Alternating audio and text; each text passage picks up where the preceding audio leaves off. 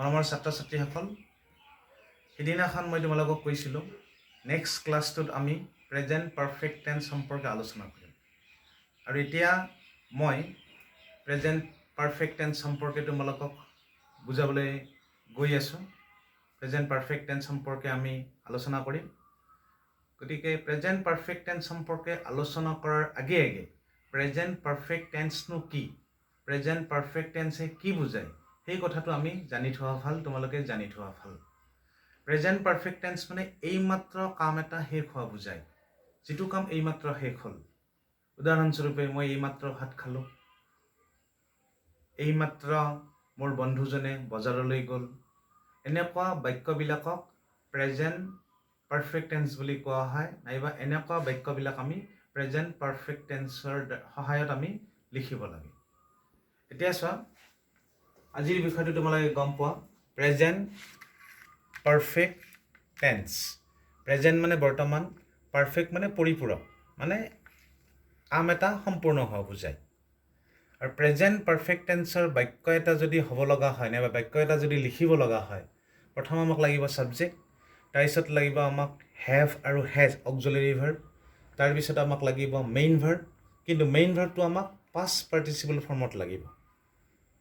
ইটেনটো আমাৰ ইট ভাৰ্বৰ past participle form, eat, ate, eaten. ঠিক তেনেদৰে আমাক এটা অবজেক্ট লাগিব, কেতিয়াবা অবজেক্টটো নাথাকিব পাৰে। আৰু এটা খুব দৰকাৰী বস্তু প্ৰেজেণ্ট পাৰফেক্ট টেন্সৰ ক্ষেত্ৰত, প্ৰেজেণ্ট পাৰফেক্ট টেন্সত জাষ্ট নাও শব্দটো থাকে, আৰু জাষ্ট নাও শব্দটো নাথাকিলেও বাক্যটোই জাষ্ট নাও বুজায়, এইমাত্ৰ বুজায়। তোমালোকৰ চাগে মনত আছে, আমি যেতিয়া চিম্পল প্ৰেজেণ্ট টেন্স নাইবা প্ৰেজেণ্ট ইনডিফিনিট টেন্স সম্পৰ্কে আলোচনা কৰিছিলোঁ, তাত যদি অলৱেজ শব্দটো থাকে, নাইবা যদি অলৱেজ বুজায় বাক্যটোই, সদায় বুজায়, তেতিয়াহ'লে সেই বাক্যটো চিম্পল প্ৰেজেণ্ট টেন্সত লিখিব লগা হয়। আৰু প্ৰেজেণ্ট কণ্টিনিউৱাছ টেন্সৰ ক্ষেত্ৰত কি কৈছিলোঁ মই, নাও শব্দটো যদি থাকে, নাইবা যদি নাও বুজায় বাক্যটোৱে, তেতিয়া সেই বাক্যটো আমি প্ৰেজেণ্ট কণ্টিনিউৱাছত লিখিব লগা হয়। আৰু প্ৰেজেণ্ট পাৰফেক্ট টেন্সৰ ক্ষেত্ৰত কি, জাষ্ট নাও, এই বস্তুটো তোমালোকে মনত ৰাখিবা। জাষ্ট নাও শব্দ দুটা যদি থাকে, নাইবা যদি বুজায়, তেতিয়াহ'লে সেই বাক্যটো প্ৰেজেণ্ট পাৰফেক্ট টেন্সৰ বাক্য। এতিয়া প্ৰেজেণ্ট পাৰফেক্ট টেন্সৰ বাক্য মই ইয়াত লিখিছোঁ দুটামান। প্ৰথম উদাহৰণটো হ'ল আই হেভ ইটেন ৰাইচ, মই এইমাত্ৰ ভাত খালোঁ। ইয়াতে জাষ্ট নাও নিলিখিলেও জাষ্ট নাও বুজাইছে বাক্যটোৱে, নাইবা মই ইয়াতে জাষ্ট নাও লিখিবও পাৰোঁ, আই হেভ ইটেন ৰাইচ জাষ্ট নাও। ঠিক তেনেদৰে আৰু এটা উদাহৰণ ইয়াত লিখিছোঁ, he has gone to Guwahati just নাও। গতিকে ইয়াতে জাষ্ট নাও মই লিখিছোঁ, কিন্তু নিলিখিলেও বাক্যটো তাৰমানে কি প্ৰেজেণ্ট পাৰফেক্ট টেন্সত আছে। গতিকে জাষ্ট নাও যদি শব্দ দুটা নাথাকে, আমি কেনেকৈ বুজিম বাক্যটো যে প্ৰেজেণ্ট পাৰফেক্ট টেন্সত আছে? আমি হেজ আৰু হেভ যদি থাকে, অক্সিলাৰী ভাৰ্ব হেজ নাইবা যদি হেভ থাকে, ভাৰ্বটো যদি পাষ্ট পাৰ্টিচিপল ফৰ্মত থাকে, তেতিয়াহ'লে সেই বাক্যটো কি প্ৰেজেণ্ট পাৰফেক্ট টেন্সৰ বাক্য। আৰু ইয়াতে আৰু এটা মই লিখিছোঁ, GONE, গন, he has gone to Guwahati just নাও। আৰু ইয়াত মই কি লিখিছোঁ, GUN, গান। গান মিনছ দিছ ওৱান, গান means this one, I have a গান, দিছ ওৱান। কিন্তু আমি কেতিয়াবা, তোমালোকে বোধহয় গম পোৱা, মই বহুত ছাত্ৰ ছাত্ৰী লগ পাইছোঁ, এইটোকো উচ্চাৰণ কৰোঁতে গান বুলিয়ে কয়। এইটো খুব এটা ডাঙৰ ভুল, এই ভুলটো তোমালোকে অন্ততঃ নকৰিবা। এইটো উচ্চাৰণ কৰে সদায় গন বুলি ক'বা, কাৰণ গন is a different word and গান ইজ এ ডিফাৰেণ্ট ৱৰ্ড, দুটা বেলেগ বেলেগ শব্দ। আৰু তোমালোকে জানা, আৰু ময়ো কিছুমান সমস্যাত পৰিছিলোঁ আগতে, এতিয়াও পঢ়ো, নপঢ়া নহয়, প্ৰনাউন্সিয়েশ্যন ক্ৰিয়েটছ প্ৰব্লেম। প্ৰনাউন্সিয়েশ্যনৰ ক্ষেত্ৰত আমি বহুত সমস্যাৰ সন্মুখীন হওঁ। গতিকে যিমান আমি পাৰোঁ আৰম্ভণিৰ পৰা, যিবিলাক আমাৰ ভকেবুলাৰী, ইংলিছ ভকেবুলাৰী নাইবা ইংলিছ ৱৰ্ডছ, তাৰে উচ্চাৰণবিলাক যাতে আমি ভালদৰে কৰিব পাৰোঁ, শুদ্ধকৈ আমি উচ্চাৰণ কৰিবলৈ যত্ন কৰিব লাগে। তেতিয়া শুদ্ধকৈ উচ্চাৰণ কৰিলে বাক্যটো শুনিও ভাল লাগে, তোমালোকে কৈও ভাল পাবা, আৰু বেলেগেও কথাবিলাক ধুনীয়াকৈ বুজি পায়। গতিকে আজি অন্ততঃ উচ্চাৰণৰ ক্ষেত্ৰত এই গনটো তোমালোকে মনত ৰাখিবা, এইটো অন্ততঃ তোমালোকে গান বুলি কেতিয়াও নক'বা। এতিয়া চোৱা, প্ৰেজেণ্ট পাৰফেক্ট টেন্সক আমি কেনেকৈ নিগেটিভ নাইবা ইণ্টাৰগেটিভ কৰিব পাৰোঁ।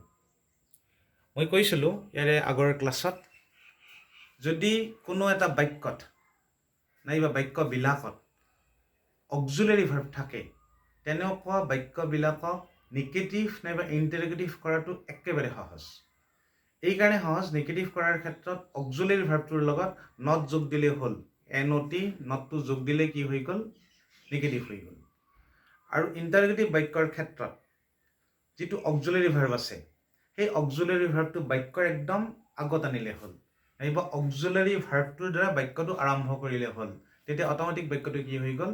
ইণ্টাৰগেটিভ হৈ গ'ল, নাইবা প্ৰশ্নবোধক হৈ গ'ল। একদম সহজ উপায়, সেইটোৱে তোমালোকে কৰিবা। ইয়াত মই দুটা উদাহৰণ লিখি দিছোঁ যে he has not gone to Guwahati, নাইবা হি হেজন গন টু গুৱাহাটী।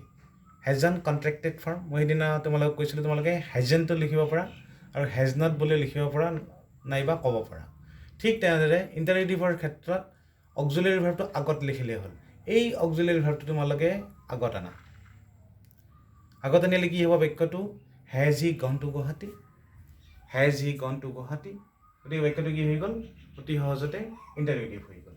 গতিকে অতি সহজতে তোমালোকে প্ৰেজেণ্ট পাৰফেক্ট টেন্সৰ বাক্যবিলাকক নিগেটিভ নাইবা ইণ্টাৰগেটিভ কৰিব পাৰিবা। তাৰপিছত আৰু এটা বস্তু, এইটো তোমালোকে জানা, তথাপি মই কৈছোঁ জানি থোৱা দৰকাৰ।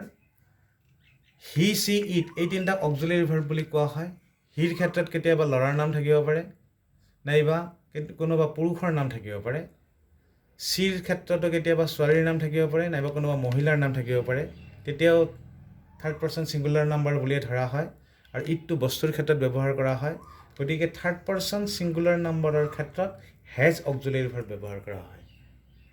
আৰু বাকীবিলাক ছাবজেক্টৰ ক্ষেত্ৰত, নাইবা মই ইয়াতে লিখি দিছোঁ ইউ, দে, উই, এইবিলাক ছাবজেক্টৰ ক্ষেত্ৰত কি হয়? হেভ ব্যৱহাৰ হয়। সেইটো তোমালোকে সদায় মনত ৰাখিবা। আৰু হেজ আৰু হেভৰ পিছত কি হ'ব? Verb in past participle form. ভাৰ্বৰ পাষ্ট পাৰ্টিচিপল ফৰ্মটো আমি লিখিব লাগিব। আৰু এটা ভাৰ্ব বুলি কওঁতে তোমালোকে আৰু এটা কথা মনত ৰখাটো দৰকাৰ, ভাৰ্বকো আমি দুই ভাগত ভগাব পাৰোঁ। এটা হ'ল ৰেগুলাৰ, এটা হ'ল ইৰেগুলাৰ। গতিকে আমি ভাৰ্ব অবিহনে ইংৰাজীৰ বাক্য কেতিয়াও লিখিব নোৱাৰোঁ।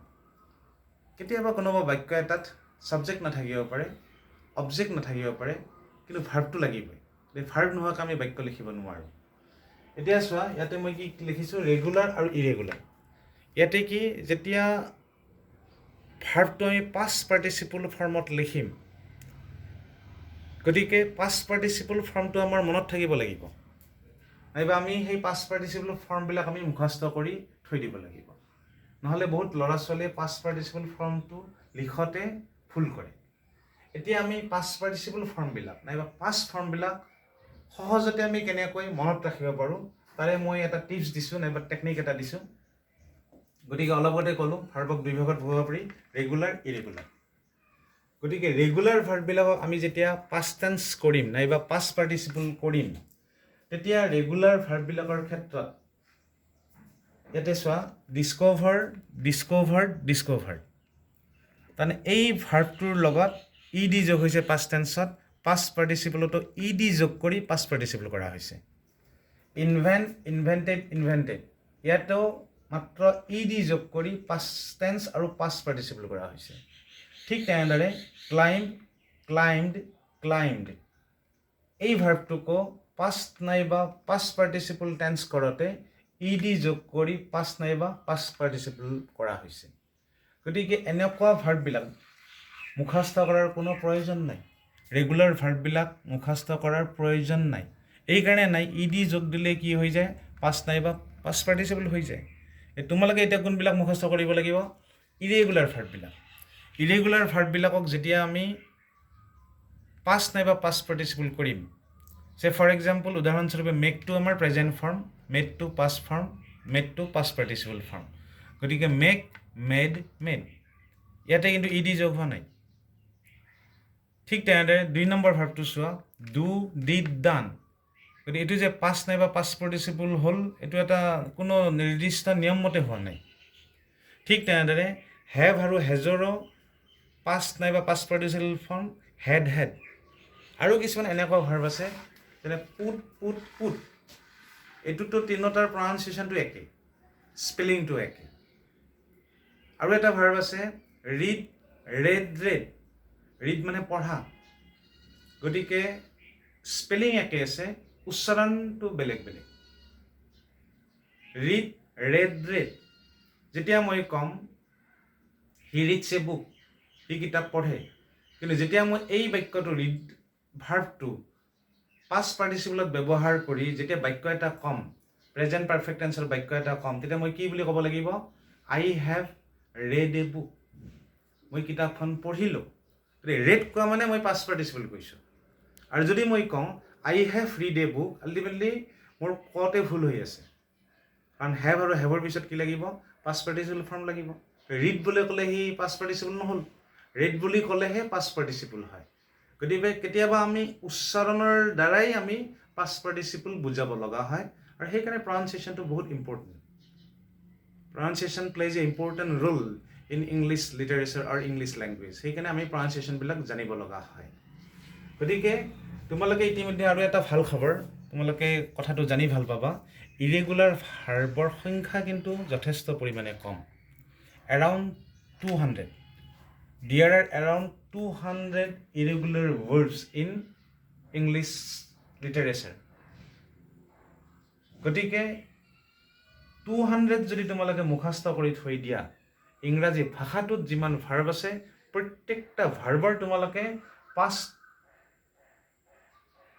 ফৰ্ম আৰু পাষ্ট পাৰ্টিচিপল ফৰ্ম অট'মেটিক জানিবা কাৰণ ৰেগুলাৰ ভাৰ্ববিলাক মুখস্থ কৰাৰ কোনো প্ৰয়োজন নাই ইৰেগুলাৰবিলাক যেতিয়া জানিবা তেতিয়া তোমালোকেতো গমেই পাবা বাকীবিলাক ৰেগুলাৰ হ'ব গতিকে ৰেগুলাৰ ভাৰ্ববিলাকৰ ক্ষেত্ৰত ই ডি বেছিকৈ যোগ হয় কেতিয়াবা সেই ডি যোগ হয় যদি ইটো ইতিমধ্যে থাকে গতিকে এইটো এটা easiest way this is the most easiest way to learn the form of verbs ভাৰ্বৰ ফৰ্মবিলাক যদি আমি জানিব লগা হয় সহজতে এইটো সকলোতকৈ ইজিয়েষ্ট খালি ইৰেগুলাৰ ভাৰ্বকেইটা তোমালোকে মুখস্থ কৰি থৈ দিয়া তোমালোকৰ কাৰণে যথেষ্ট পৰিমাণে সহজ হৈ যাব আৰু এটা কথা জানি তোমালোকে ভাল পাবা ইৰেগুলাৰ ভাৰ্ব যে 200টা থকা বুলি কৈছোঁ তাৰে কিন্তু বহুকেইটা তোমালোকে জানা ইতিমধ্যে কিছুমানে 100টা জানা নাইবা কিছুমানে 80টা জানা কিছুমানে 120টা 40টালৈ কি জানে এইকাৰণে জানা বুলি কৈছোঁ কাৰণ সেইবিলাক তোমালোকে পাই আহিছা ফৰ এক্সাম্পল মই ইয়াতে লিখা নাই ইট এট ইটেন তোমালোকে জানা ইটৰ পাষ্ট টেন্স এট ইটৰ পাষ্ট পাৰ্টিচিপল ফৰ্ম ইটেন এইটো জানাই মুখস্থ কৰাৰ প্ৰয়োজন নাই ঠিক তেনেদৰে গো ৱেন গনটোও মই ইয়াতে লিখা নাই কিন্তু তোমালোকে জানা গ'ৰ পাষ্ট ৱেন আৰু গ'ৰ পাষ্ট পাৰ্টিচিপল ফৰ্ম গন গতিকে ইৰেগুলাৰ বহুকেইটা ইতিমধ্যে তোমালোকে জানা গতিকে যিকেইটা নাজানা সেইকেইটা মুখস্থ কৰি থৈ দিবা অট'মেটিক তোমালোকে ৰেগুলাৰবিলাক জানিবা আল্টিমেটলি ইংৰাজীত যিমান ভাৰ্ব আছে প্ৰত্যেকটা ভাৰ্বৰ পাষ্ট ফৰ্ম আৰু পাষ্ট পাৰ্টিচিপল ফৰ্ম তোমালোকে অতি সহজতে তোমালোকৰ মনত থাকিব সেই 200টা যদি তোমালোকে মুখস্থ কৰি থৈ দিয়া নাইবা মনত ৰাখি থৈ দিয়া গতিকে আজি আৰু বেছি মই দীঘলীয়া নকৰোঁ এইখিনি তোমালোকে ধুনীয়াকৈ ঘৰত চাবা আৰু মোৰ ইউটিউব চেনেল এটা আছে অধৰ বৰুৱা বুলি তোমালোকে চাৰ্চ কৰিলে পাবা এতিয়া যদি কিবা তোমালোকৰ মিছ হৈছে ইউটিউব চেনেল চাৰ্চ কৰিলে এই ক্লাছটোৱে পাবা মই আপলোড দিম ধুনীয়াকৈ চাবা আৰু ধুনীয়াকৈ বুজি ল'বা তাৰপিছত পঢ়িবা ধুনীয়াকৈ আৰু বুজি পাবা আৰু ইয়াৰ পিছৰ ক্লাছটো হ'ব প্ৰেজেণ্ট পাৰফেক্ট কণ্টিনিউৱাছ টেন্স গতিকে যিহেতু প্ৰেজেণ্ট পাৰফেক্ট কণ্টিনিউৱাছ মই নেক্সট ক্লাছটো ল'ম তাৰ আগতে প্ৰেজেণ্ট পাৰফেক্ট কণ্টিনিউৱাছ সম্পৰ্কে তোমালোকে ঘৰত অকণমান পঢ়ি ল'বা আগতীয়াকৈ পঢ়ি ল'লে অকণমান তোমালোকে কিবা এটা আইডিয়া পাবা ধাৰণা এটা পাবা আৰু আগতীয়া ধাৰণা যদি কিবা অকণমান থাকে তেতিয়াহ'লে মই যেতিয়া বুজাম তোমালোকৰ আৰু বুজি পোৱাত বেছি সহজ হয় গতিকে এইখিনি কৈ আজিৰ ক্লাছটো মই ইয়াতে সামৰণি মাৰিছোঁ ধন্যবাদ